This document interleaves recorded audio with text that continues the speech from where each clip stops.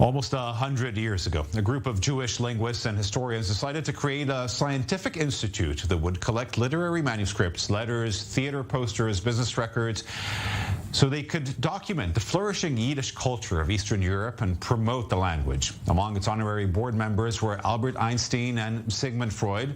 But then, Second World War happened, etc. A lot of the collection was destroyed. But now, a new organization is actually collecting all that information and digitizing it to make it accessible for future generations. Our Mike Wagenheim sat down for an interview with the CEO of YIVO to learn about some of the treasures in the collection. Joined by Jonathan Brent, the CEO of the YIVO Institute for Jewish Research, and this monumental project finally taking shape. And today we start to learn of the impact that this is going to have going forward. Jonathan, thanks for joining us.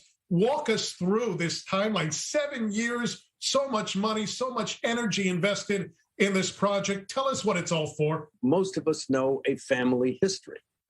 And even that, in my case, for instance, was confined to the fact that I knew my one set of grandparents came from Zhytomyr, another from Chernigov. They lived basically in mud holes and were humiliated most of the time. And that was it. That was it. That was the culture that I came from. And so the fact that we now can reveal for Jewish people of Ashkenazi descent all over the world what the real splendors of that civilization were.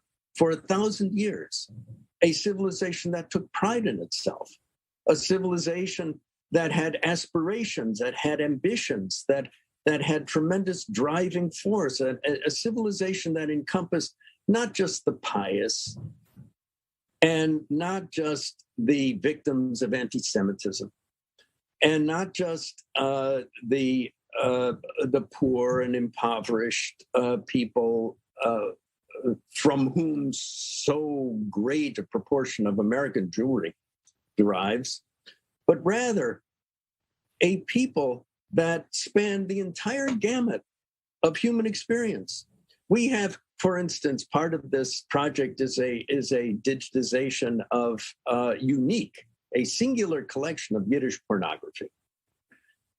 On the other hand, we have the sermons, the most rare sermons of Hasidic rabbis from the 18th century. On the one hand, we have the organizational records of the schools, the school system in Vilnius. And on the other hand, we have materials about the Bund and political organizations, about socialism, communism, about the families of magnates. We have records literally from all over the world.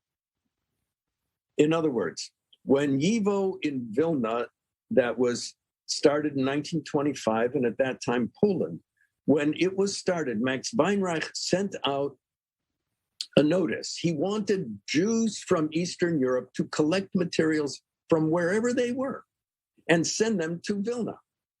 And there they would become part of the archive of the YIVO Institute. And so Jews from Chicago and New York and Los Angeles and Buenos Aires and Moscow and St. Petersburg and London and Paris and literally everywhere, from Budapest, from Salonika, they sent their materials to the YIVO Institute. So this is not just a local family thing.